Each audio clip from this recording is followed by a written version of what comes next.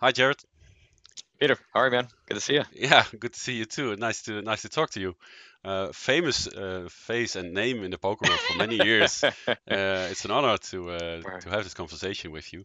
Uh, for those of you who aren't familiar with Jared Tendler and your books you've written, could you introduce yourself briefly? Yeah, so I'm a mental game coach. I'm not a poker player, Hmm. but I've worked with some of the best poker players in the world for the past decade plus. Got it started in 2007. Kind of all through the big run up with online poker, you know, wrote my first book, The Mental Game of Poker, in 2011. Yeah. Subsequently, The Mental Game of Poker 2 in 2013. The first book is more geared towards solving tilt and emotional issues. The second book is more geared towards getting in the zone and learning more efficiently and all the things that take your game the layer beyond. Worked with some of the best players in the world, including Jorrit Van Hoof, which I know is a country of yours, and a couple other players that have made it to the main event final table. Worked with numerous bracelet winners, WQ champions, basically players that have won, some of the biggest events, live and online around the world. And I have clients in 45 countries, and they include recreational and, kind of the mid stakes, grinders as well. So kind of across the gamut in terms of who I've worked with, but I've worked with well over probably 700 to 800 poker players at this point, kind of one-on-one plus, videos and all the rest of it. So That's I've huge. been around. And remarkable, given the scope of your work, that the mental game of poker is basically still an underestimated aspect of the game of poker. It is. I mean, it's certainly things have graduated significantly. I mean, the number of poker players that take the mental game and take their fitness and take, kind of a lot of the ancillary things around the game more seriously is significantly more than when I first started. But yeah, it is still an underestimated, undervalued component. You're right in that. And yeah, I mean, there's still a lot of tilt issues out there, as we've saw with Helmuth the other day, right? Yeah, well, now that you mention it, was going to ask you about it. Phil Hellmuth, uh, well, last night basically in our time zone, he kind of exploded when his opponent made a hand against him, and he kind of lost it. Well, lost it quite heavily, if you ask me. He started Yeah, yeah. swearing. What are your thoughts on that? Phil's been around for forever, and is known for blow-ups, but this was special. It's I mean, I guess because we haven't had a lot of live poker recently, maybe Phil was like a lot of the rest of the players who were just kind of anxious and itchy to kind of get in there and win bracelets. And when Yeah. you get in a big spot, right, it kind of the anticipation is kind of built up for the last kind of 2 years, so it just means more now. So for that reason, I think emotional reactions for a lot of players, Phil included, is going to be larger. But there's a reason why in the mental game of poker, under the topic called entitlement tilt, right out of the gate, I said this is classic Phil Hellmuth tilt, and he proved it in this spot, right? It's entitlement, right? That's what he, at his core, believes, that all of his past accomplishments, all of his past play, he is entitled to winning or to players playing in a certain way. He thinks that he has that much command and control. It's a confidence issue, right? And that at his core, right, is there is a weakness in his confidence. I'm not saying Phil doesn't have confidence, because that's obvious, right? That's not what this is. And a lot of people kind of get the idea of confidence wrong when we talk about it, right? You can have portions of your confidence be flawed, be Mhm. weak, and still have very profound strength in lots of places. That's what we're talking about here. And under the bright lights, the big stage, big moments, right? Trying to win another bracelet, right? Your weaknesses come out, and Phil kind of proved it. Yeah, the pressure is so high, and Phil has been in the spotlight like forever. He's known the pressure, but um, the thing I was wondering about is it feels to me like he feels like he hasn't uh, gotten enough out of the game of poker. The game hasn't given him enough. He earned more than he has won, so to say. So that's the entitlement you're talking about, basically. He feels entitled to more than he has won. Is the idea I get of him. Yeah, yeah. That I mean, every great pro, right? Poker, take football, American football. I mean, they just want more and more, which they should. I mean, that's what motivates them.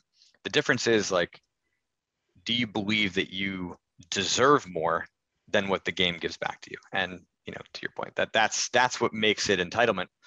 And then we start to look at, all right, well, what's the cost of it, right? In this spot, it's hard to know how much differently he played, right? But I don't think Phil would be honest if he said that it didn't affect him. So to what extent? I mean, I think this is when you said before, and I agree that there still is an undervaluing of mental and emotional stuff. I think for a lot of players that means that there are issues that are just more subtle. They're not as big, right, as a big blow up. That's what people typically look at when we're talking about tilt issues. It can be very small. I know a lot of poker players that have entitlement that never actually thought they did because they didn't react that way, or they didn't think they even had tilt issues because they weren't the type to just break mice and punch computers, or steam off and just blow a bunch of chips. But they were the kind of seething internal tilters that could not get out of their C or B game because of that anger. And so you got to be a little bit more kind of agile as you evaluate the kinds of mental and emotional stuff that's affecting your decision making, right? And yeah, it can be subtle, but it can be significant when you start to add it up. It requires a lot of honesty to yourself to get into this mental game of poker, I can imagine. Very much so. You can say to yourself, I don't tilt, I'm not that sensitive to bad beats or whatever, but you might as well just be, but you won't recognize it, or I'll just put it away. To make it a bit more personal, when I was still playing a lot of poker, what I did, of course, when you play a lot of sessions with a lot of tables at the same time, you get a lot of bad beats, but you just shrug them off because it's just in a day's work, right? It's all part of the game. But I tended to take those experiences with me to real life, and when something bad or nasty happens in real life, you're like, yeah, well, that's fine, it just happens, you shouldn't really care. But that's not the way real life works, I find out. Just an example of a small aspect of the mental game of poker which I can relate to, which perhaps sounds familiar to you.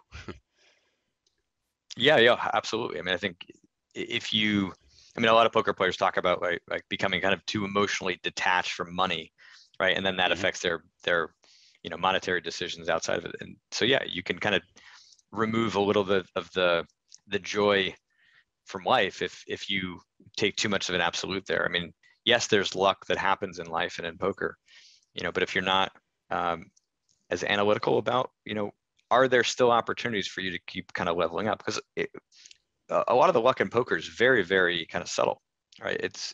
We always kind of tend to think about the suck outs, the bad beats, the coolers, those things. There's no edge there, right? That stuff should just be sort of cycling around. Yep. But then you kind of get into the situations of like, all right, well, how about your table draw, right? And who are you sitting, next to at a particular point in a tournament? What kinds of hands do you get up? I mean, it can get a bit more complicated. And then when you start to look at how that kind of extrapolates into life, right? Yeah, where are the edges, right? It starts to become kind of found in those spots, right?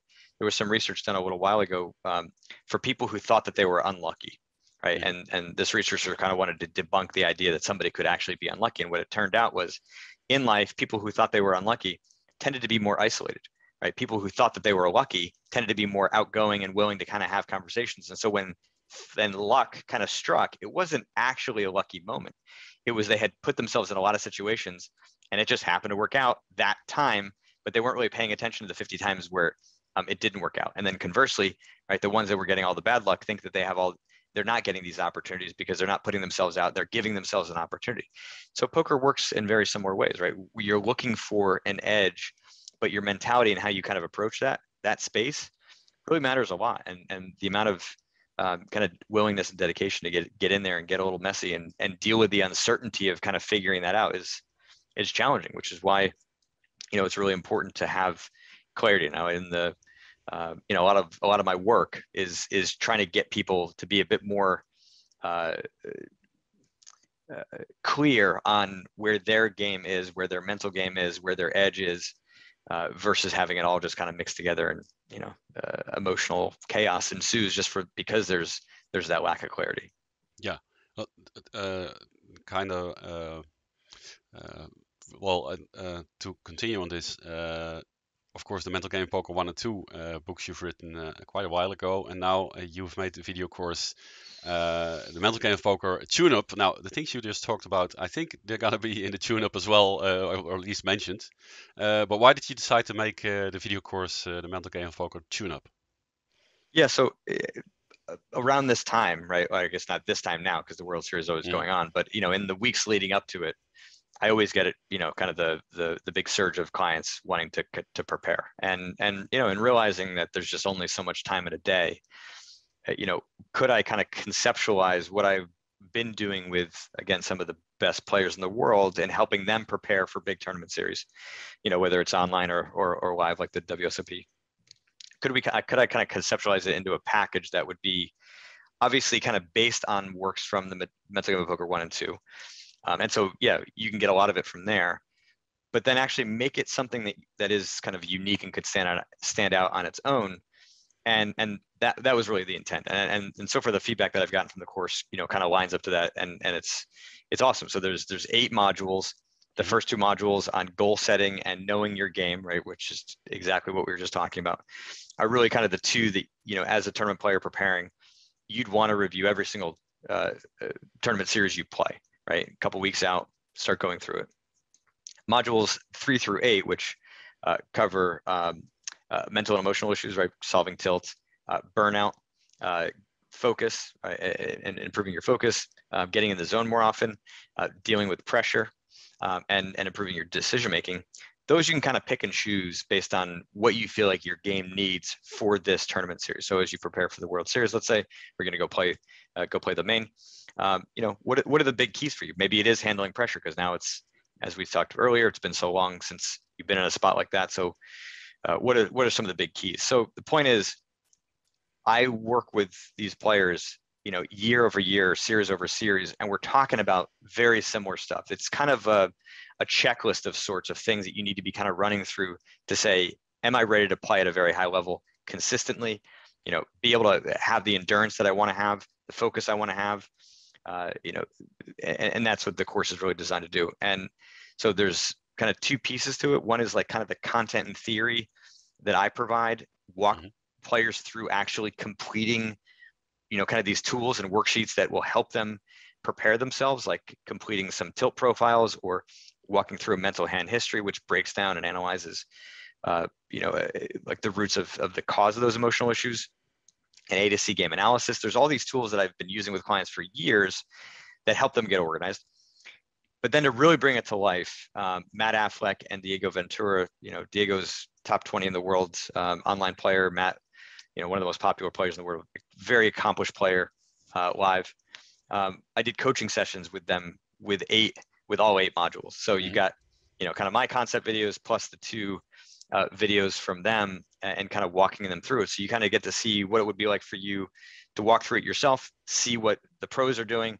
So eventually you can kind of create a roadmap for yourself, like a plan, right, that you can bring into that tournament series. And if you're very well prepared, then you get a really good test during the series to see how well it held up. And then series over series, right, you just create this cycle where you prepare, you play better, you get good results, you figure out what you need to do better the next time, you go through the course again, right, or at least the pieces that you need, prepare better again. I mean, I'm expecting that the players that really kind of work this are going to see a significant growth curve, series over series. Because at the end of the day, you can't, we can't measure it just on results, right? Like, was the WSOP a successful series for you? No, you ended up losing money. But if you're well prepared from my standpoint, from a mental and emotional standpoint, you're going to get a test to see how good was your focus, how good was your endurance, how good frequently, was your tilt control. And if those things are all get big check marks, you still lost 50K in the series, right? It can feel like a bit of a win, right? I'm not going to say it's going to feel the same as if you actually won a bracelet or actually won money. But if you know that you got better through the series, especially on a series that was as tough as that, it gives you confidence going into the next one. Actually, Diego, won about 200K in W Coop, and he and I prepared, right? We went through this, all the coaching sessions were before W Coop. And he was challenged because he actually, won an event early on and had to hold on. And this was a spot that in the past, right, he's won events and actually went on to be losing in a series. So the fact that he was able to do that, was kind of a big testament. So my point is, right, like we can't use money just simply as the barometer, the measurements for success in a series. And this course makes it easier for you to almost guarantee that the series can be successful for you. The big thing that I think poker players are going to have to, wrap their head around, and I really do hope that this will create kind of another level up in the community. And frankly, cash game players can look at this too. I mean, I know it's set up for tournament players, but cash game players can kind of look at this as like a quarterly kind of thing, right? Every quarter, every 3 or 4 months, let's review and see where you're at, right? And then go hard over those next 3 months. But the point is that it takes a little bit of kind of foresight to want to prepare like this. Again, the best players that I work with, this is second nature to them, right? And the course is based on that material. But ironically, the players who are kind of levels below, like looking for like, what's the difference? It's not just the technical ability. It's not just spending hours, with Pio and breaking down all these hands and constructing these ideal ranges, right? It's making sure that you, as the performer, are ready to actually execute. And that takes a level of preparation that I really do hope becomes the new standard. It's what professional athletes do. And I work with PGA Tour players. I work with some pool players. I'm working with professional athletes, right? They are doing this on a regular basis. And yeah, it gives them not only a better chance to play well, but they get really good data so that on the other side of it, they know what they need to do to be better, for the next tournament, the next series. So I know kind of a long-winded answer, but hopefully gave you a lot of, a lot of perspective to what this thing is. Yeah, absolutely. I was just wondering. I think it's great development that the mental game, the mental aspect of whether it's poker or athletes or even your day job is getting more and more attention and is not something that is being laughed at. Well, that's a long time ago, but it's okay to be uncertain about certain things. It's okay to get better at certain things, to look into it, and I think that's a great development. What I wonder specifically about the mental game of poker tune-up, of course, we talk a lot about high-class, world-class players and the WSOP, but I can imagine that if you, for example, you have a smaller series coming up in the Netherlands, the Masterclasses of Poker, which is 8 days, several medium-sized buy-ins. You can apply this course to any series of poker, I guess. Absolutely. I mean, it's not just again, cash game players, tournament series, tournament players. I mean, you can look at it in many ways. It's really it's designed to tune up your game. So whenever you want your game to be tuned up, right, it'll help you. I mean, I think the difference with a smaller series like Master Classics is the risk of burnout is lower, right? So that module is, I'm going to say, somewhat less important. However, look, if you're playing 12, 14-hour days, right? Like if you're playing poorly in those last couple hours, you're giving up a massive edge in my mind, because the opportunity to have a massive edge at that time is there if you're well prepared, if you do some of the things that I prescribe in the course, right? One of which is having a routine for the breaks, something that, a lot of poker players end up burning a lot of energy and they waste valuable resources, right? The mental resources at that time. It's supposed to be a time to rest. You go into the hallways of these events, what do you hear? You hear a cacophony of bad beat stories. And just like, talking about hands. And so, like if you manage your day better, even in a short series like that, right, you can have a bigger edge at the end of the day. And it doesn't take a lot of work. I think, maybe I have sold the course as being something that's more arduous and harder to do. I spent a lot of time like taking all of this material and bringing it down into stuff that was like really bite-sized. My hour, it's 3.5 hours of my content plus, 8.5 hours of the coaching videos. So 13.5 hours, decent chunk of time, right? But, you go through kind of bit by bit, like it doesn't take a lot of time to do. It just takes the desire to want to be ahead of the curve here, be ahead of things. Poker players tend to be way more reactive to problems rather than seeing, opportunities ahead of time. So this thing is going to be ubiquitous. I mean, the timing of when it was released was not ideal because it was right after W Coop and right before the WSOP came out. But there's really no perfect time, right? So, in the next year or so, I think what you're going to start to see is that the topics that I'm talking about are going to become a lot more commonplace, and the edges are going to go away. I'm not going to say they're going to go away in a year, because poker players aren't that aggressive, but there was a bigger edge, certainly mentally and emotionally, 10 years ago, and that's not the case anymore, even though there still is a large opportunity. Yeah. Would you also recommend the course, or what can recreational players get out of the course who may take a week off to take a tournament series, or 2 weeks off to take some World Series of Poker tournaments? How can they improve the mental game? Because especially recreational players, they don't have time to work on their mental game. They barely have time to get their hand rankings in order and then just go play poker and then go back to work again. So it's a bit harder for that group to work on your mental game. Yeah, I mean, and so, especially with like handling pressure, dealing with tilt, some of the things that they don't have time to prepare for, in as aggressive ways that the pros do. I mean, you can watch a video, right, the day of a final table, right, and just get some ideas in your mind, go play, right? Whether it's with tilt, whether it's improving your focus, right? These are things that, yes, in ideal terms, you're spending more time preparing materials to help you, but you just watch a video, hearing Diego, Matt, or myself talk about handling the final table pressure, talk about dealing with burnout, talk about getting in the zone more often, or improving your decision making. And there's just no way that if you're going to listen, if you got a lot of money on the line, you're going to play the Poker Masters Classics, and you cash. If you cash an event, right, the course could very easily make up for its value, if you start to get a bit deeper there. So, yeah, I think recreational players, their opportunity to make the most use of the course, in some ways could be bigger, because the spots that they show up in are less frequent. Yep. Right. That's right. So when it does happen, I mean, the last thing you want to do is underperform, right? Pros, they can handle underperformance a little bit easier, because they know that they're just a matter of time before they're there again. Yeah. I just want to point out to the viewers also, the tournament poker is really hard, because most of the time you're gonna feel a bit of a loser, right? Because you don't make the money. You're not gonna cash every tournament. You're only gonna cash 20% and win like a very few of them. So it's that in itself is a very hard mental aspect to master. And there's nothing worse than knowing on the other side of it that you could have done more. Yeah, that is a very good addition indeed. That Yeah. is true. A bit more general question about the game. We talked about it a lot, but I just want to make it clear to those of the viewers who may have never worked on a mental game and don't know why they should. I'm not saying they should, but they might be better off doing. Why should they care about the mental aspect of the game in regards to the technical aspect?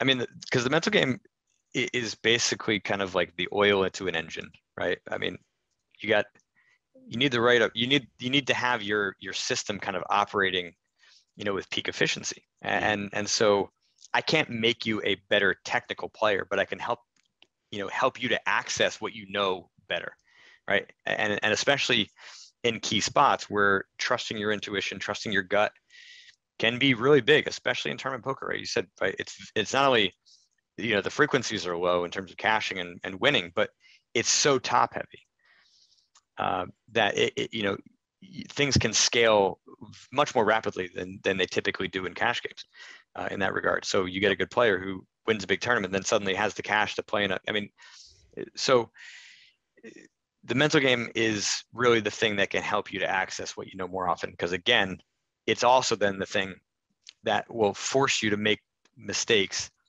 that are obvious. And a lot of poker players get kind of hard on themselves when they underperform and play at a level that they think they shouldn't, because they sort of quote know better. And the reality is that you do, but you don't understand how the mental game, how the emotions can actually impair and shrink your ability to think. So those kind of, you by and large, like your C game is like the mental and emotional issues in your game. And it is impossible for somebody to not have mental and emotional weakness. Right now, they could be quite minor, but every player, the best players in the world, have mental and emotional weakness. It's not possible not to. right? The question is like how far ahead of their weaknesses are of your strengths. Like in some cases, right, their ability to focus is better than you at their worst day, better than you at your best day. But the point is, if you're not working on the mental game, you're missing opportunity. Period. Like it's not debatable anymore. Yeah. Right? It's not a question of is there value. It's a question of how much value. And I kind of think of it like power meters in a video game, right? Where it's like all the different dimensions by which you might measure, like say, a football player on the pitch. And so here's we got like kind of this mental game stuff, and we could divide it into tilt, control, and focus, and clarity and decision making process right across the board. At this point, if you've been working solely on the kind of the technicals, right, you're kind of missing the opportunity in all these different dimensions. Or if you've worked on it before but haven't for a while, thinking that you kind of solved it, well, you can't solve it. The reason I like the word mental game is because it's a freaking game, in that there's a strategy and there's an evolution to it. You can't solve it. This is not tic-tac-toe. So there's always something you can learn and always something you can improve on. And that goes for me too. I've been working as a coach for 16 years. My training started 20 years ago. Mm-hmm. I know there's a shit ton more that I can learn, right? So yeah, if you think you solved it, you're basically just delusional. Yeah, it's an ongoing process, basically. Yeah. Yeah, which is exciting. Yeah, absolutely. One question about the mental game of Poker Tune-Up is you were talking about how it's under pressure. It's difficult to make good decisions because your capacity to think about your decision decreases because you're under so much pressure. I do a lot of poker commentary, and it always surprises me and my colleagues as well how good of a read you can have as a commentator, just viewing the hand and all, and understanding the game and understanding what decision is the best. And once you are playing a game of poker, it's so much harder to make the correct decision. Is that something the mental game helps you with as well?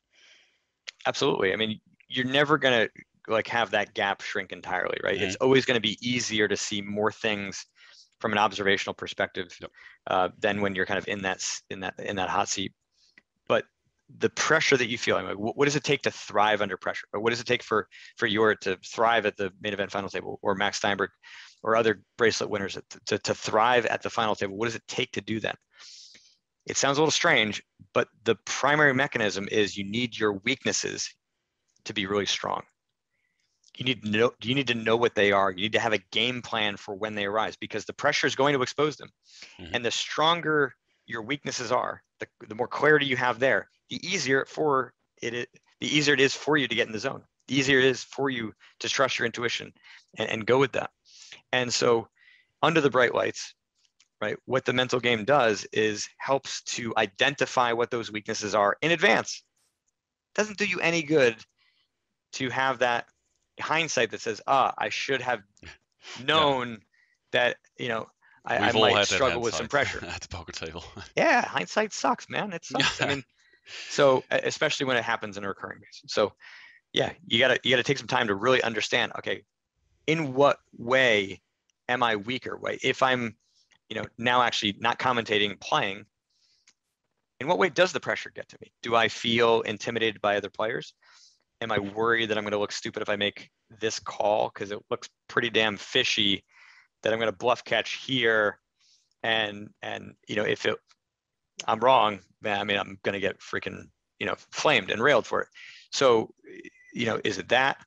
Is it just your own goals? Like sometimes players have these big aspirations, and right, it's sometimes making them real is really challenging, and so the pressure ramps up. So you got to figure out like what's the cause of that pressure, and then take the time to actually solve it.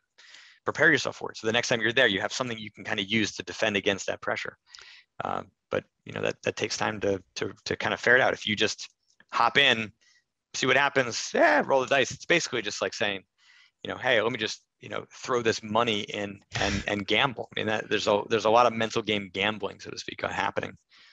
Yeah, talking about pressure. I'm wondering about Jorrit van Hoof. You worked with him in the main event, I think it's 7 years ago now, where yours Yeah, finished yeah, third in 14. the WC main event. Can you tell us a bit about that cooperation with Jord, and what are the aspects of playing under pressure you talked about? Yeah, I mean, I think I won't go too personal, but I'll No, of say that, course. um, you know, we spent a lot of time really kind of outlining, like, what are all the kind of the weak points, the C game potentials, right, from a mental standpoint, loosely from a technical standpoint. I mean, and work with him on that, but just help to kind of brainstorm and get that stuff cleared up. A lot of it for him too was, kind of clearing up a lot of the outside pressures and outside noise, and really giving him the freedom to be able to just focus on it, because we had 4 months to prepare. So it was sort of the steady progression down of focus getting narrower and narrower, and taking care of a lot of the ancillary things that could very easily pull your mind in different directions, rather than having kind of the pure focus you want to have. And I mean, Yura is one of the most meticulous, detail-oriented players that I've worked with. So it didn't take a lot for me to get him bought into the process. I mean, he came to sessions with, a laundry list of the stuff that he knew that he needed to work on, and then we just got to it and spent, week after week, just kind of chipping away and developing these very clear strategies.